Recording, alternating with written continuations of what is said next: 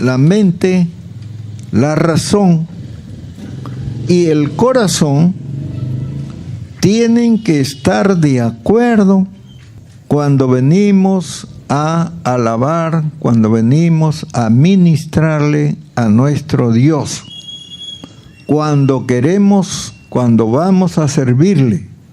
Tiene que haber acuerdo entre nuestra mente y nuestro corazón. De otra forma, no habría acuerdo.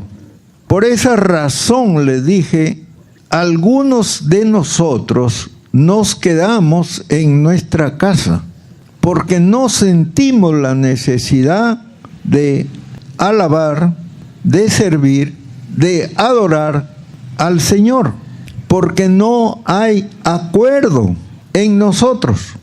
Y entonces casi poco o nada pueden hacer los demás miembros o armadura que nosotros tenemos de parte del Señor. No pueden. Aunque quisiéramos, no podemos, porque no hay acuerdo entre nuestro corazón y nuestra mente. Entonces nos quedamos a ver la novela, claro, o al fondo hay sitio. Sin embargo, yo digo que Dios, aunque nosotros somos flacos, nosotros somos muy pobres espiritualmente, a pesar de eso, Dios nos usa. Siempre nos está usando. Incluso a pesar de nuestra flaqueza espiritual, si echamos una mirada hacia atrás, nos vamos a dar cuenta que Dios siempre estuvo con nosotros. Siempre. A pesar de que nosotros muchas veces no le hicimos caso, no le obedecimos, le fallamos al Señor muchas veces. Pero Dios siempre estuvo con nosotros a pesar de nuestras debilidades. Ahora bien, yo lo que quiero decirles, hermano, es que si no dominamos la mente, entonces no va a servir de mucho el esfuerzo que estamos haciendo. Así que tenemos que aprender a sujetar nuestra mente, nuestros pensamientos, porque en mucho tiene que ver con nuestra necesidad espiritual. Tenemos que tener dominio, autodominio sobre nuestros pensamientos. ¿Por qué? Porque la mente es un receptor, es una antena para recibir toda clase de ideas externas. Y esas ideas externas pueden ser contrarias a nuestra fe y nos pueden hacer mucho daño. Por eso que debemos quitar de nuestra mente las cosas que nos van a hacer daño. Principalmente las tentaciones que el Satanás pone en nuestra mente. Y no le vamos a permitir a nuestro corazón que elija eso, justamente. Porque si elegimos lo que el diablo nos va a poner en la mente, entonces vamos a fracasar. No debemos de aceptar cualquier idea. Tenemos que examinar para que no nos haga daño. Pero que la mente siempre va a ser un instrumento de recepción, siempre. Es una antena, vamos a decirlo.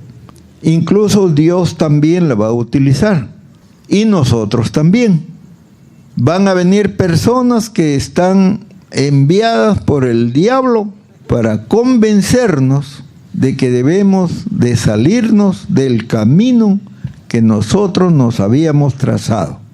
Ahora bien, ¿puede ir alguno a sus propias expensas a hacer la obra del Espíritu Santo?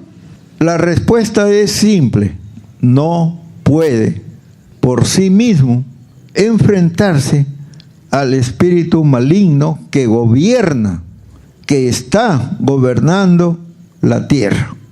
No puede. Más bien lo que les voy a decir es que nosotros tenemos que estar investidos. Tenemos que ser enviados. Tenemos que estar ungidos por el Espíritu Santo a fin de que podamos hacer la obra del Señor. De otra forma, será una obra de nuestra carne. Así que tenemos que estar con la armadura del Señor para poder enfrentarnos al mundo, a sus invitaciones y a las tentaciones de toda clase que el maligno nos envíe para poder hacer esta obra. De otra forma, no voy a querer alabar al Señor. Me voy a negar si no tengo yo la investidura del Espíritu Santo. Me va a parecer que el culto está feo, que el culto es horrible, que no hay unción, que el culto está cada día peor. Si yo mismo no traigo una llama de avivamiento a mi iglesia, a mi cuerpo, entonces yo mismo me voy a apagar. La llama que yo tenía más bien va a menguar. Y el resultado es que todos nos vamos a contaminar con el desánimo, con la indiferencia, con la flojera. Y vamos a decir, no sirve, no me gusta, mejor me voy. Y en realidad eso le pasa a muchos. Y el diablo está metido en eso, hermanos. Por eso es que si no hay esfuerzo de nuestra parte, y por eso es que el Señor pues nos insiste, ¿no?, en que haya una reunión fraterna. Eso es lo que el Señor siempre nos ha dicho. Siempre Él quiere que haya unidad en la iglesia, porque si no hay acuerdo, entonces hay división. Y el que está dividido está perdido. Así de fácil es, hermano. Por eso es que uno tiene que tener bastante cuidado, ¿no?, con lo que manifiesta con su boca. Porque muchas veces de nuestra boca puede salir desánimo. Puede salir un dardo que va a mellar, que va a hacer un apoyo para lo que el diablo hace con la iglesia. Y no debemos de permitir eso. Por eso que el Señor, ante esto, miren cómo responde el Señor ante estas cosas. Por eso a veces yo me preguntaba, ¿no?, ¿por qué el Señor hace de esa manera las cosas, no? Por ejemplo, Él exige la prueba. Exige, Dios la exige. Y Dios siempre se la da a sus hijos. Y yo me preguntaba, pero si yo lo estoy sirviendo al Señor, ¿por qué me prueba? ¿O por qué hace eso con los demás? Pero Él dice que es necesario, justamente, ¿no? Y es que tiene razones el Señor para hacer las cosas. Miren, ante esa flojera, esa indiferencia, lo que el Señor dice: cíñete. Y ya lo he dicho varias veces, ¿no? Cíñete y sírveme. Sírveme a mí primero, y después de que yo haya comido, entonces tú vas y te sirves. Pero ahora cíñete. Cuando yo leía eso, yo no te entiendo, Señor. ¿Por qué? ¿Por qué dices eso, no? ¿Por qué haces eso con uno que sí te está sirviendo? Lo podrías hacer con uno que no te está sirviendo. Pero aún el que lo está sirviendo, a ese justamente lo exige. ¿Por qué? Porque Dios sabe lo que hay de por medio. Sabe que la carne va a luchar para no hacer las cosas. Y Él exige eso a la carne. Porque la carne no quiere, pues, hermano. Y yo insisto en eso, ¿no? Nuestra carne es rebelde, no es obediente. Por más que uno quiera insistir en eso, en verdad, hermanos, la carne no quiere servir al Señor. Tenemos que obligarla. Así es, hermanos. Si nosotros, ante la exigencia del Señor, porque es una exigencia, si no le aceptamos lo que Él dice, si no damos ese primer paso, lo demás va a resultar inútil, hermanos. Y va a ser un fracaso. Puede ser un fracaso. Pero incluso les digo que Dios va a exigir más todavía.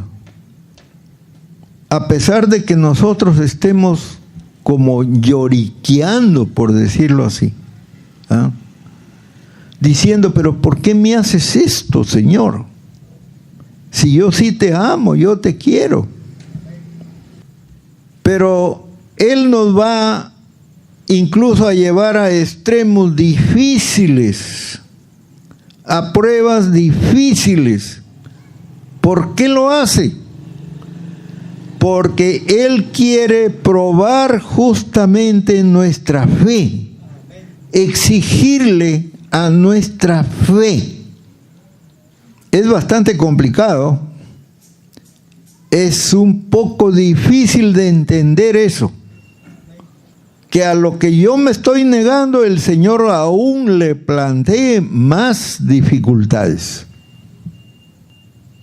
La verdad es que a veces resulta difícil entender al Señor. Pero Él no se detiene por más que tú lloriquees.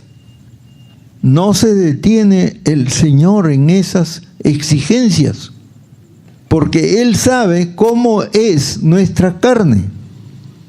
Atrevida, malcriada, desobediente, rebelde. Y Dios conoce al hombre. Y el corazón también es engañoso y más perverso que todas las cosas. ¿Ah?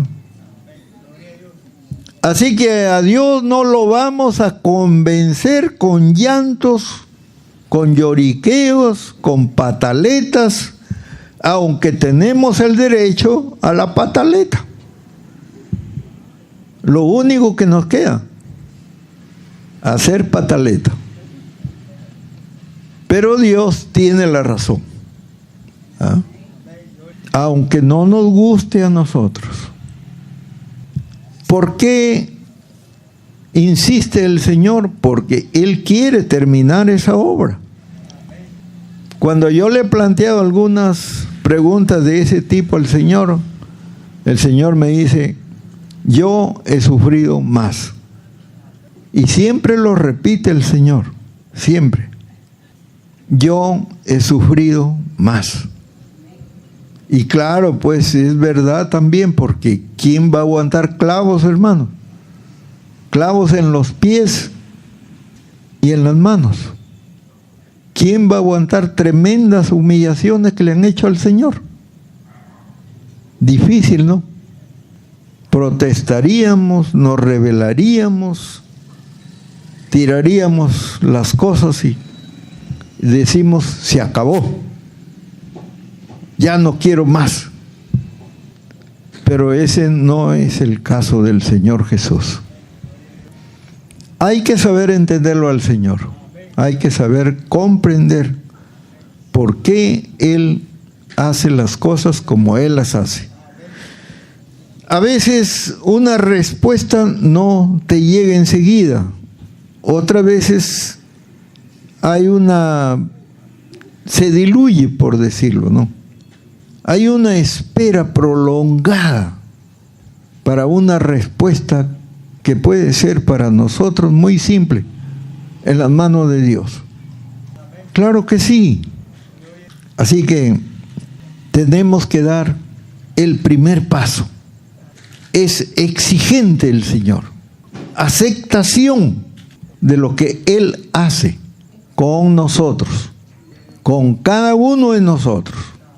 A veces nos toca tremendamente que muchas veces ya, bueno, el diablo sugiere, pues, ya no sigas más, ¿para qué insistes? Dios es así, es injusto. El diablo dice eso, hermanos. El diablo no va a alabar a Dios de ninguna manera. Él lo va a criticar, lo sigue criticando y sigue diciéndole esas cosas en la mente a todos los cristianos, a fin de que el cristiano se vaya de la iglesia. Ustedes lo han visto aquí en la iglesia. Ya deja eso, salte de ahí. Allí no te quieren. Así dice el diablo. ¿Para qué te quedas ahí? ¿Qué más hay aquí en la palabra, hermanito? Llevad mi yugo sobre vosotros. Otro problema, ¿no es cierto? Y el Señor dice, mi carga es liviana, es ligera. Claro, en comparación con lo que tienes que enfrentarte, la carga del Señor no significa nada. Aunque nosotros no vemos el final de todas las cosas. No podemos calcular eso. Ahora nos está diciendo el Señor, y ya lo ha dicho varias veces, ¿no? Yo les tengo algo preparado para ustedes. Y eso que les tengo preparado es grande, muy grande. Pero nosotros decimos, ¿será verdad? ¿No serán cosas que se le ocurren al profeta? Y ponemos en duda que sea el Señor el que nos está hablando. Y también ahí en eso trabaja el diablo. También. Porque el diablo lo que sugiere es que no creamos esas cosas. Porque a él no le conviene que nosotros tengamos esas cosas que el Señor nos está prometiendo. Por eso es que tenemos que tener muy en cuenta eso. Hay que tomarle la palabra al Señor. Señor, tú has dicho. Señor, tú no solamente lo has dicho una vez, lo has dicho varias veces. Así que hazlo. Nosotros sí queremos que hagas esas cosas que nos has prometido. No importa lo que el diablo diga, no importa lo que la gente diga, no importa quién hable mal. ¿Qué tenemos que hacer para recibir las promesas del Señor? En primer lugar, no hay que permitir que esas promesas del Señor queden en el vacío, sino que tenemos que comprometerlo a Él y decirle, Señor, sí queremos lo que tú nos has prometido. Sí lo queremos, Señor. Lo aceptamos. ¿Ah? Así que hazlo. Ya. En segundo lugar, tenemos que ser obedientes, mansos, humildes en cuanto a estas cosas que el Señor promete. ¿Por qué? Porque si no tenemos ese carácter, entonces es como darle un revólver a un niño. Y es muy peligroso que un niño tenga un revólver. Es muy peligroso. Nos puede a nosotros nacer el orgullo, la jactancia, la vanidad. Y eso fue lo que le pasó al diablo. ¿Y qué le pasó al diablo? Siendo el más hermoso de todos los ángeles, el más precioso, el mejor de todos, lleno de toda sabiduría, la Biblia dice que su vestidura era muy, pero muy hermosa. Y ahora está más feo que sabe Dios qué criatura que el Señor ha hecho. Ven, perdió todo, porque dice la Biblia que el Señor sacó fuego de adentro de él. ¿Ustedes no han sentido el Espíritu Santo cuando quema? Hermanos, es tremendo lo que lo que hace el Espíritu Santo, arde, ese fuego del Señor arde. Claro, yo lo he sentido eso. He tenido que ventilarme, hermanos. Quema, pues. Y te puede poner como carbón, pues. Así que tenemos que ser mansos y humildes. Nada de jactancia, hermanos. Pero a veces el Señor, a veces ya ha pasado acá. Y a veces yo he visto que algunos han recibido del Señor algún don. Y después estas personas se estiran, hermanos. Es muy peligroso. Así que no hay que jugar con estas cosas que el Señor le da a sus hijos. Ahora ustedes vieran la internet, hermanos, cuánta barbaridad se habla de estos siervos del Señor. Cosas horribles, hermanos. Cosas como que no andan bien esa gente. Pero de todas maneras yo me imagino, ¿no? Y de hecho que es así. Tendrán que rendir cuentas de lo que han recibido. Cada uno ve cómo se presenta delante de Dios, hermano.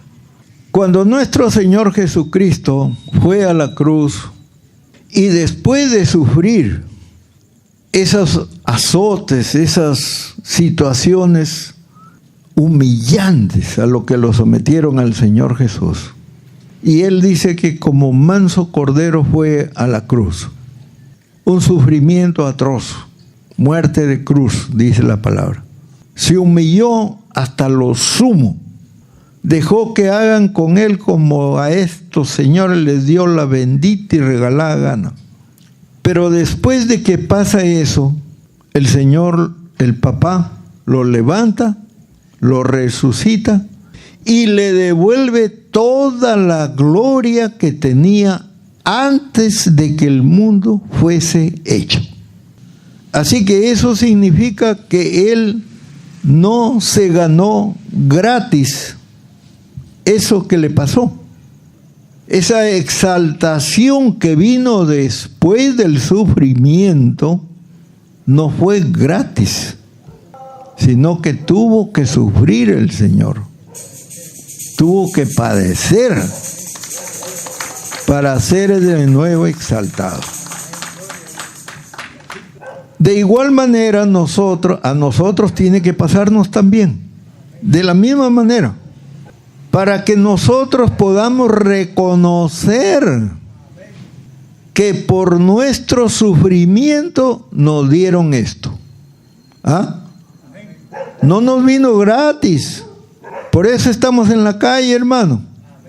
Hay que entenderlo al Señor. Por eso nos echaron a la calle. Por eso, para que entendamos que es necesario primero ser humillados para que luego seamos exaltados. Amén.